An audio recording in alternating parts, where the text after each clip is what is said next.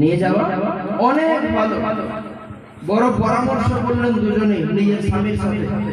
পরামর্শ করার পরে সিদ্ধান্ত হলো যে খালি হাতে যাওয়ার চাইতে কিছু নিয়ে যাওয়াই অনেক ভালো। এর বিনিময়ে যা কিছু পাবো বড় কষ্ট করে ইনশাআল্লাহ আমরা চালাবো।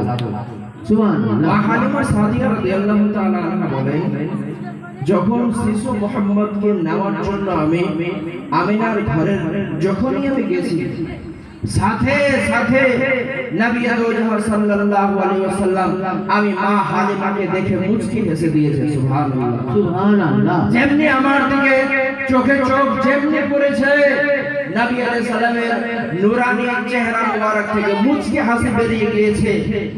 হযরত হালিমা সাদিয়া শুধুমাত্র হাত বাড়িয়েছে, নবী আলাইহিস সালাম হযরত হালিমা সাদিয়ার কোলে চলে এসেছে।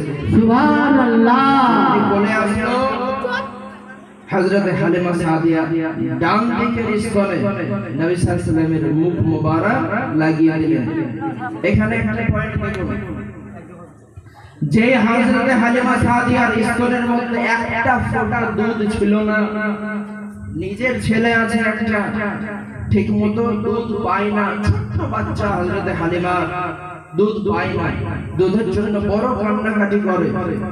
তবে আল্লাহ পাক রহমতের দরজা হযরত হালিমা সাদিয়ার জন্য এভাবে তিনি খুলে দিলেন যে যেমনি নবী আলাইহিস সালাতু ওয়াস সালামের ছোঁয়া হযরত হালিমা সাদিয়ার লাগলো, তার দুনিয়া এবং আখিরাত দুটোই উন্নত হয়ে গেল। সুবহানাল্লাহ সুবহানাল্লাহ।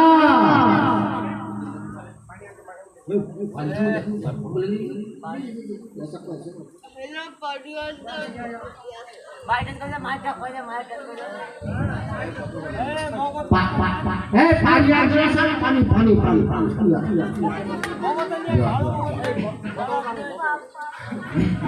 এটা বাদ দেন, কথা শুনুন।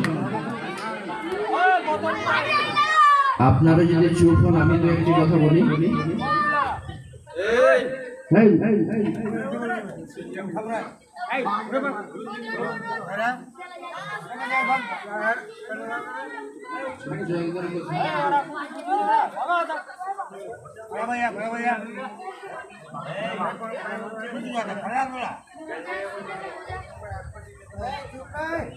বড় আশ্চর্যের বিষয়, পৃথিবীর সবকিছু বাজারে পাওয়া গেলেও আদবে ইহতেরাম বাজারে বিক্রি করতে পাওয়া যায় না। আদবে ইহতেরাম, তাজিম, সম্মান মানুষকে নিজেকে করতে হয়, কেউ আপনাকে শিখিয়ে দেবে না। কোন বাজারে এটা পাওয়া যাবে না।